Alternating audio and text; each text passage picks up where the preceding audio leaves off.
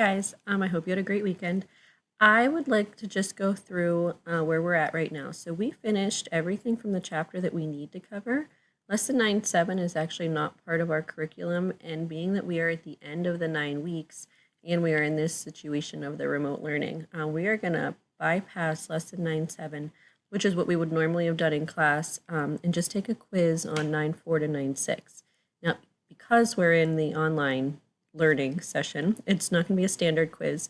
And I was kind of alluding to that in the past. So here's how it's going to be set up. If you go into remote learning, like you have been, this is what you'll see. So there's the past weeks. This is our newest one. It says remote learning for the week of April 6th through the 7th, because spring break officially starts Wednesday. So you have off Wednesday, Thursday, Friday of this current week. So if you click on this folder, you will see plans for this week. Now, I did write down here Monday's session is mandatory, just because I'd like to go over this and make sure no one has questions. But if you happen to miss it, because I haven't made that announcement up until now, then that is perfectly fine if you go ahead and just use this video, okay? All right, so here's your schedule again that I always have up at the beginning. If you aren't seeing these things, possibly you have this right arrow clicked and you can't see it. So make sure you click that down so that you can see every week. I'll put that up so you can have an idea of what, because it changes based on A day, B day. It's confusing. All right, so here's our assignment for the week. Turn in a graded assignment. So if you click on this, you'll see the homework answers from what you did on Friday. We're not going to do that right now. Instead, I want to focus on the turn-in procedure. So this is the video that I'm making. So as soon as the video is over, this will be a link as well that you can access. And then here's what the homework is. So you're going to do a turn-in graded homework assignment. Here's the Google Doc link. Now this isn't due until Tuesday by 8 o'clock at night. So that means you really have no other assignments this week. You're just going to work on this, and whenever you finish it, you can submit it and you're done until next week, okay? Turn-in procedure, provide all of your answers into Google Slide and share it with me. So let's click on this, and that should open up a Google Slide. Now, being that we're not in class, you have, which is actually really good learning, you have at your disposal everything that you would actually normally have in quote-unquote real life if you were at a job. You have the internet, you have people, you have friends, siblings, parents, resources to access to get the right answer that you need. So I'm not just going to give you questions that you could easily Google. Instead, I'm looking to see, do you understand the process? So there's not a ton of them here, but here's the first step you're going to have to do. I made yours view only. So if you click on this, you won't be able to change or edit anything. So you're going to first go ahead and do File, make a copy. When you do that, you want to make a copy of the entire presentation, okay? So then you can keep the same name. I mean, this says copy of. If you want to do that, it doesn't matter what the name is. That's fine, okay?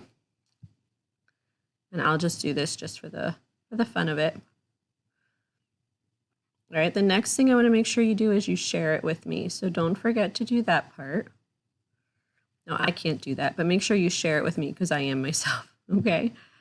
All right, then you're able to go in and you're going to edit it. So Mrs. Hall, period 1, okay, or 4-5, either one, and you're ready to go. All right, so here's the general directions. You have to show your work.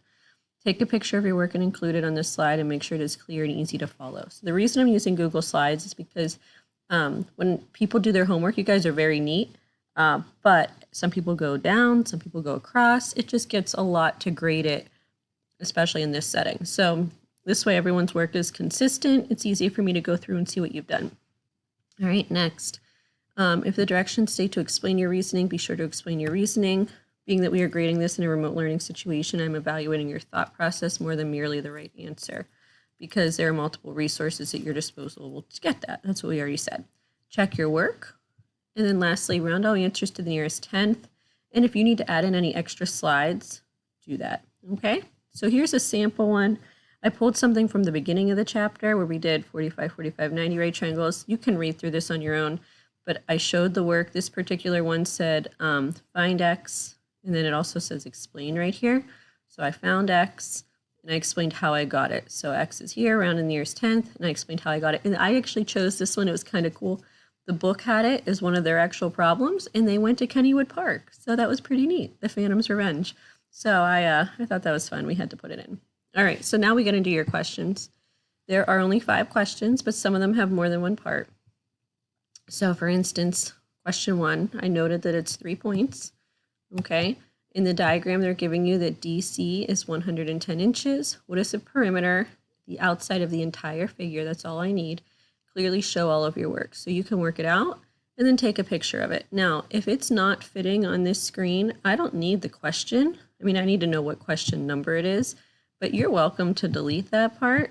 You know, you can delete this image. That's fine by me. Or if you just want to put your work on the next slide, if you just want to make a new one right after, you know, you can put your work right on here if it doesn't fit. If it fits, that's great. Okay. I just don't want you feeling like confined to a certain amount of space. All right. Anyways, here's question 2, 2 points. Okay. Here's question 3. This one is only 1 point for part A. And then here's part B. It's only 1 point. Question 4 has 2 parts. I think it has 3. 2 points for this part, 2 points for this part, 1 point for that part. And the last one is 3 points. It's only 1 part, and that's it. Okay. So if you have any questions, you're welcome to ask me. But since you've already shared it with me, you're set to go. And then I will work on grading those over our next few. Once I get them in, I'll probably start grading. And what I'm planning to do is just put some comments next to it. So like if you have an answer here, you know, I'll just put a comment and say like, great work, that's the right answer, good job. Or maybe if there's no need for a comment, then I just won't even put it in. I'll just, you know, I'll probably add in a rubric at the end, something, so that you can get an idea of how well you did and where you went wrong. If you do, hopefully no one does, and what you can do moving forward. Okay. So I hope it's not meant to be intense. They are obviously word problems, so you have to apply what we've done in these last 3 lessons. If you have any questions whatsoever, feel free to ask me. And this is the last grade of the 9 weeks. So everything in the grade book up till now is good. I'll be putting in everything you did last week, probably tomorrow. And then this is our final graded assignment, because the grading period ends on Tuesday. And so I'll grade them, and then we have a couple of days to get the grades in. Okay? All right, thanks. Again, see me with questions, and I appreciate all your hard work. Bye, guys.